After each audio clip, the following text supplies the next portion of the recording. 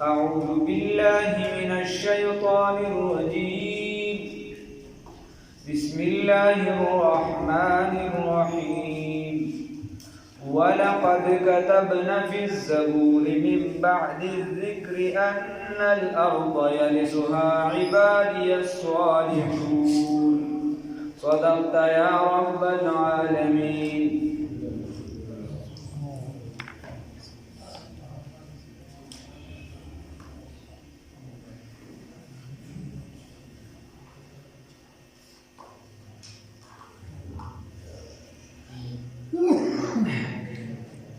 پټې باندې قرآن پاک بل ذالک راځي چې زه دې ته نه خفه کېږم چې څوک میچ ته ناست وي، څوک ټي وي ته ناست وي، څوک څه ته ناست وي، نو تاسو ته مه خفه کېږئ.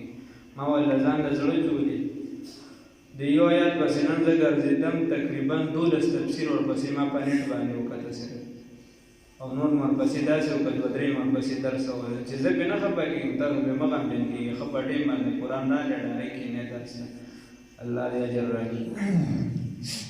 ولقد كتبنا ويكنا منغا لكلو في الزبور بزبور کی من بعد الذكر رسد نصیحتنا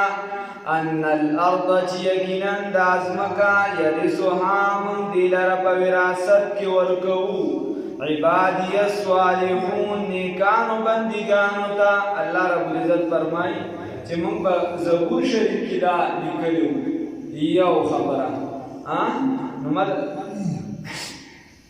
خبره دا ده چې غمجن کېږي به نه، د قرآن څیز دی او د اخلاص خبره ده. ته خپل اخلاص سره کار کوه، ته خپل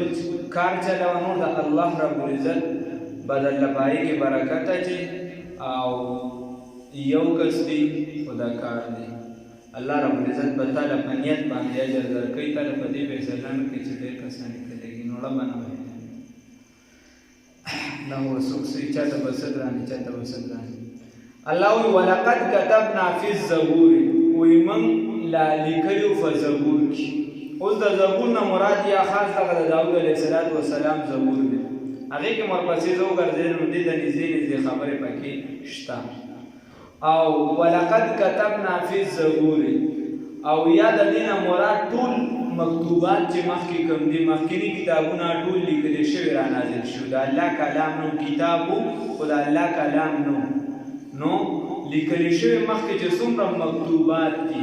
د الله رب العزت کلام قرآن پاک ته دا عظمت حاصل دی. قرآن ته دا عظمت حاصل دی چې دا د الله کتاب هم دی او کلام هم دی. کتاب هم دی کلام هم دی. خو بیا خبره ده چې زمونږ کمزوري ده، موږ یو سیستم نه نږدې کېږو. ولې چېرته به ګرمي کېږي، چېرته به راباندې ناوخته کېږي، چېرته به چې دی به یې د ګپ او چېرته به څوک د نانو سره کېني، څوک به ټي وي ته کېني، څوک به څه کوي، څوک به څه څوک به په سم وځي، څوک به په سیټ وځي، څوک به چې دی نو په مخامخ درنه وځي، څوک به څه کوي. ولقد كتبنا ويقينا موږ نو الله رب العزت فرمایي چې دا موږ په زبور شریف کې دا خبره لیکلې وه. اوس دا زبور ما درته ووایي یا ته عام کتابونه ټول مراد دي، صحایف ته ټول مراد دي، او یا ته خاص زبور مراد دي. نو الله رب العزت وایي پس د نصیحت نه، نو د نصیحت نه مراد یا تورات واخله یا ته نور واخله.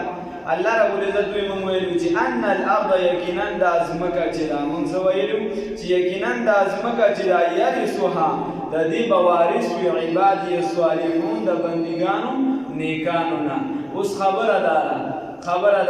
چې د دې نه مراد د دې ځمکې نه کومه ځمکه ده. نو جمهور مفسرین بلکې د ټولو دا رایه ده چې د دې نه ځمکه د جنت مراد ده. الله رب العزت وایي د دې وارثان چې دي دا موږ نیکان خلک ګرځو. لکه دا ستا لپاره وراثت دی. څنګه وراثت دی؟ سیدنا آدم علیه السلام په جنت کې نو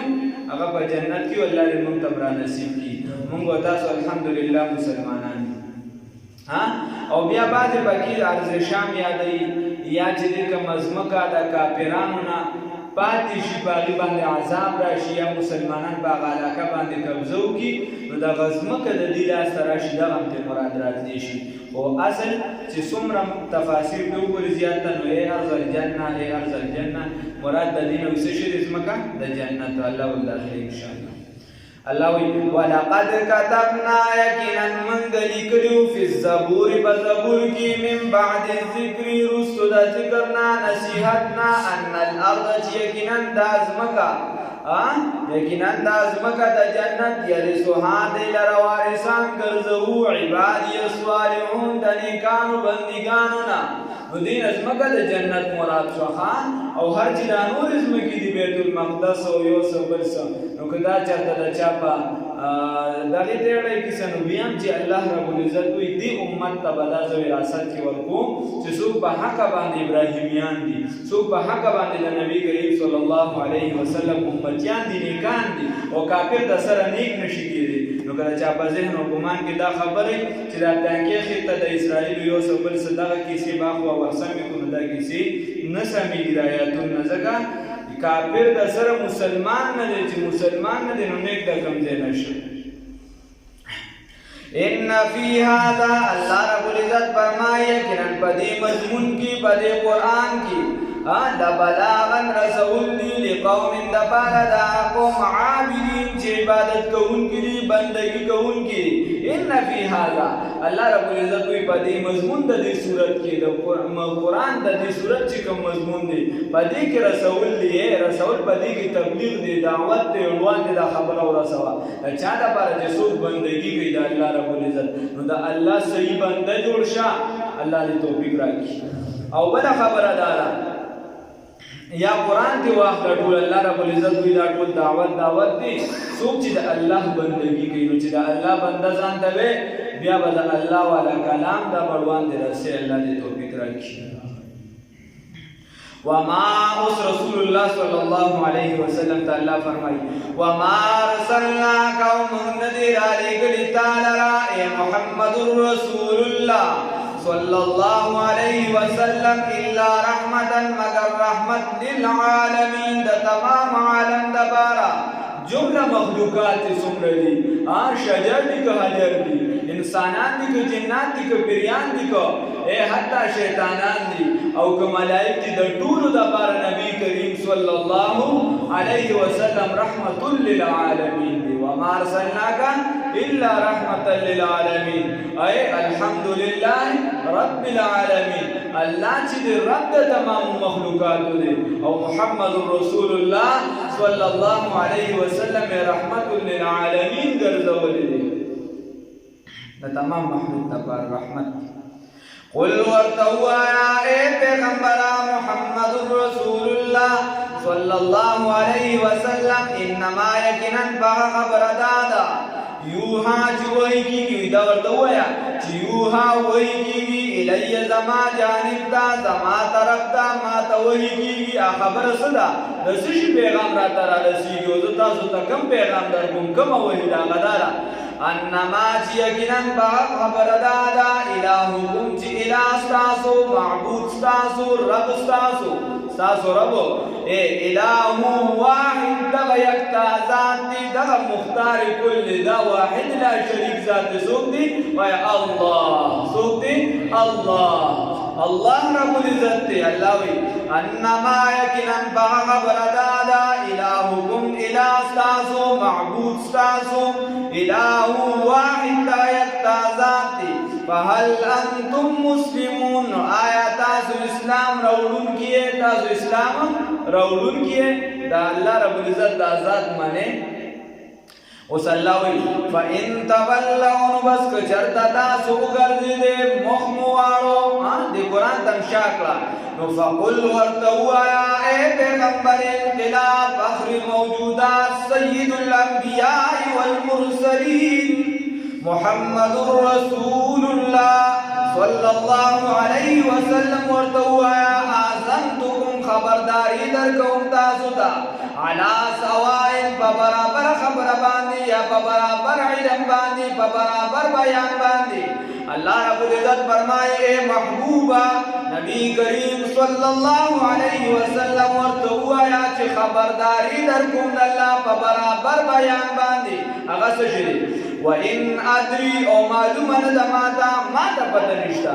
اقریب چې نږدې دي ام بعید لري ما هذا توعدون چې تاسو سره وعده کړی شوی ده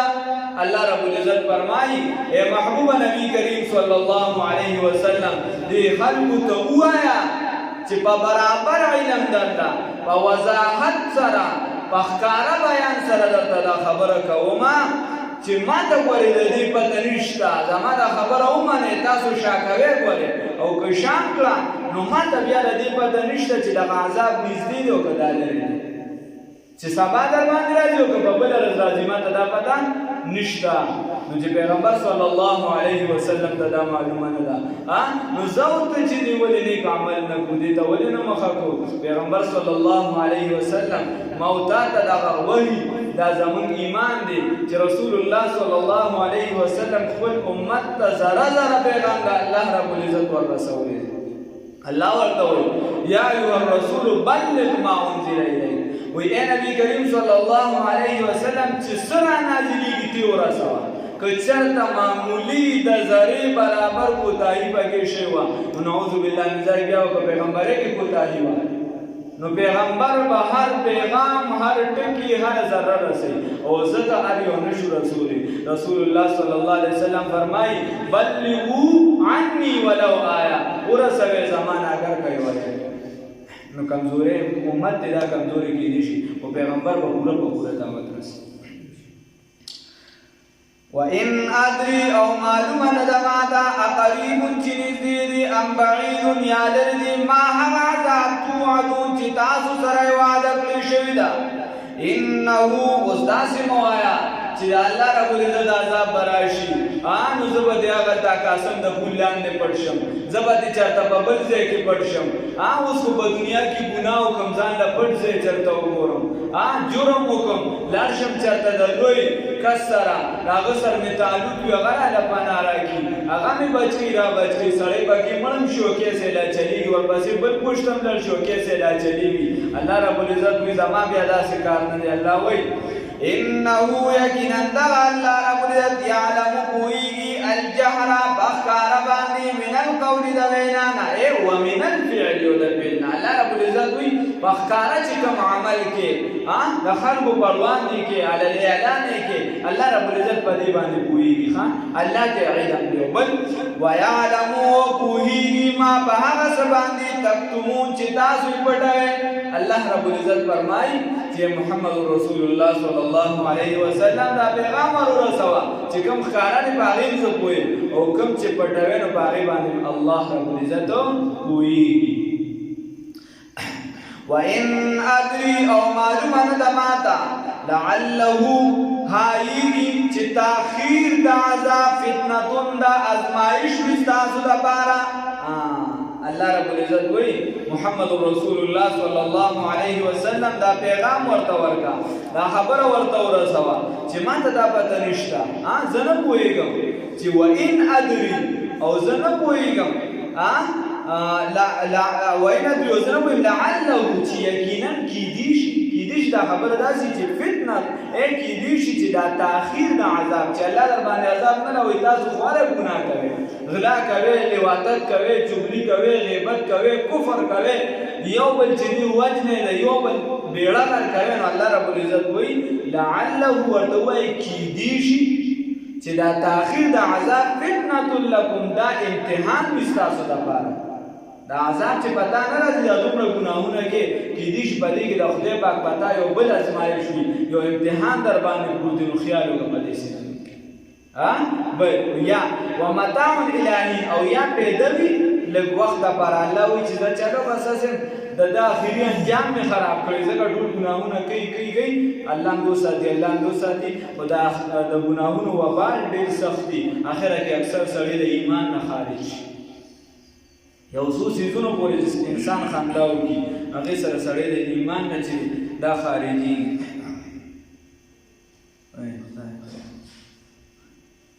خلک داسې مضبوطه منډه وایي د جومات نه خبره داسې ده وایي دا یو څو څیزونه داسې دي چې هغه کله ته څه کوې هغه ته ستا نه کېږي نو د هغې نه اکثر ایمان د دولت نه سړی محرومه کېږي یو څیز پکې د ایمان بې قدري ده چې سړي سره د ایمان قدر نه وي نو دې بې قدره دې خپله خاصه بې قدره شي د ایمان نه محرومیږي بل څیز پکې چې د اسلام ته سپک وګوري او د اسلام خبرو پورې خندا کوي نو نبي کریم صلی الله علیه وسلم فرمایي د حدیث مفهوم دی وایي په آخره زمانه کې به اکثر انسانانو ته به دا پته نه وي چې زه وایي دې به ګپ شپ لګي او په ګپ شپ کې به د ده نه ایمان وتي خو ده ته به دا پته نه لګي چې د ما نه ایمان وتي ده ته به دا معلومه نه وي او یو چې د دین سره چې کوم څیزونه د نسبت وي د کوم یو شي مثال په طور د دین سره نسبت دی د څه شي د علم او تا علم ته سپک وکړه د دین سره نسبت دی د تعلیم ته هغې ته سپک وکړه نسبت دی د کعبې مبارکې تا کعبې مبارکې ته سپک وکړه تا جومات ته سپک وکړه تا مدرسې ته سپک وکړه تا مسلمان ته سپک وکړه او دا سپکوالي د ده د اسلام د وجې وکړه یو مسلمان د سپک وکړه خو دا د دې وجې چې یو مسلمان دی نو په ټکه درنه ایمان وشي مسلمان دی د دې وجې الله موږ وساتي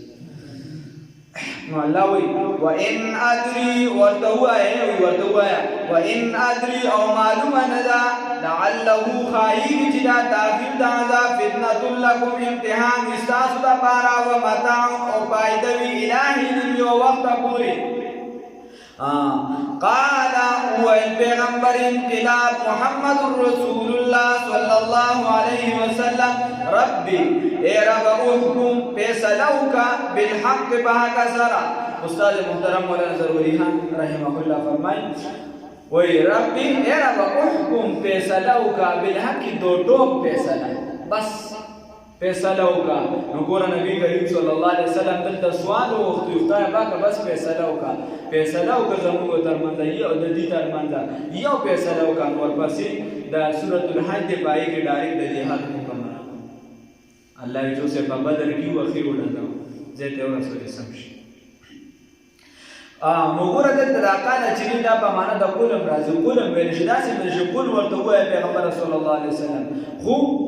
په کتاب کې کتابتن قال راغلی د چاپلار هم پکې فرق نشي کولی یا قال چې هغه بل شان دی لیکلو باندې ځای په ځای راځي خو چې دکه شان دا نقل دی د قرآن په زبر زیر پیش کې معمولی غلطي نه شوې ده نه به وشي گنجائش قدر پکې څوک نشي کولی یو په خطا کې چا نه راشي خو هغه ورته ډایرکټ خلک وایي لکه دې ځای کې غلطي ده دې ځای کې نو قرآن داسې کتاب دی څوک پکې د زبر زیر اخوا دېخوا نشي راوستلی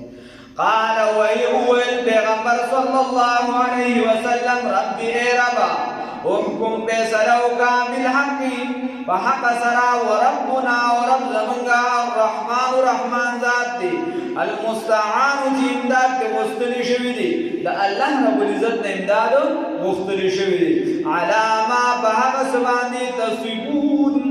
چې تاسو یې کوئ په هغه څه باندې چې تاسو یې وایي الله رب العزت فرمایي وي الله هغه ذات دی چې د هغه نه امداد غوښتلی شوی دی په هغه څه باندې چې تاسو یې وایي تاسو چې کومې خبرې کوئ الله رب العزت نه امداد غوښتلی شوی دی تاسو بیا پته ولګي چې ستاسو خبرې څومره ټیک دي څومره غلطې دي او څومره کم دي ته وریښتې الله رب العزت د ګډ وډ نه وساتي